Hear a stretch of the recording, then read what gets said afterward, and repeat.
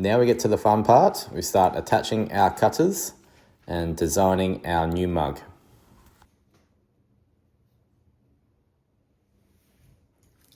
Before we get started, just have a quick check over your mug, give it a wipe over, and check our handles that we're not getting any hairline surface cracks.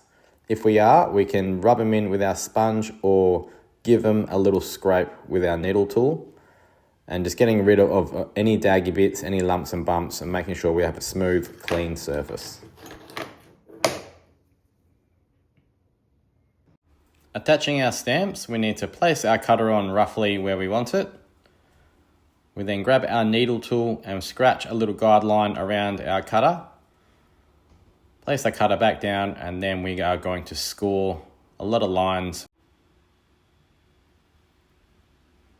Then we are going to dollop on our slip. Be generous with it here. We want to have nice dollops on there. We don't want to be brushing it on because it does dry out pretty quickly when we start applying. Place your cutter back on, and when you're happy with its placement, then we start the gentle compression with our thumb. So we're just gently squeezing down all over our cutter.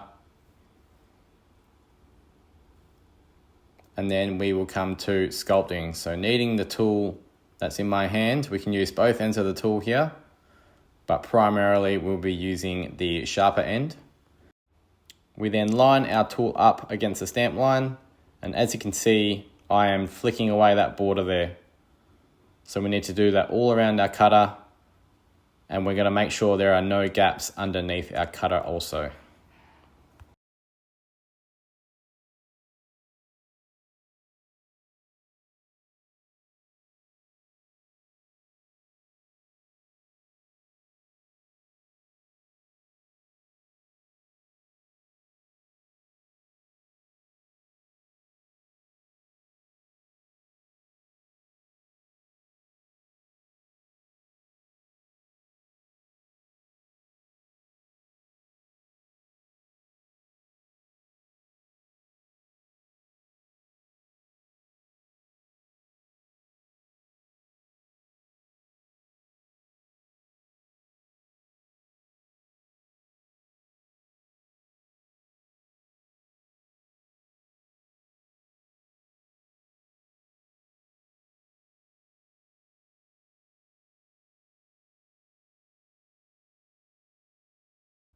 Now that our border is removed, we can come to smoothing it out now. So using the small brush included in our clay kits, dabbing it in some water, and then we're working on the edges of our stamp. So lots of back and forth brush strokes, working that water and clay together, and it will eventually start smoothing out and looking like a nice clean attachment.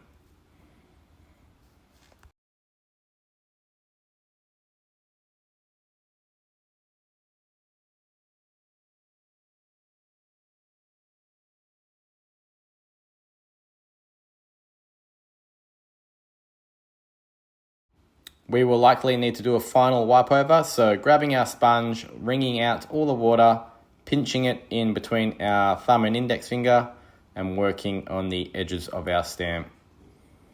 Take your time with it and just complete the process until we have no daggy bits left behind and everything looks nice and smooth. Now it's rinse and repeat, so go ahead with the rest of your cutters and get everything attached onto your mug bodies before we move on to the next stage.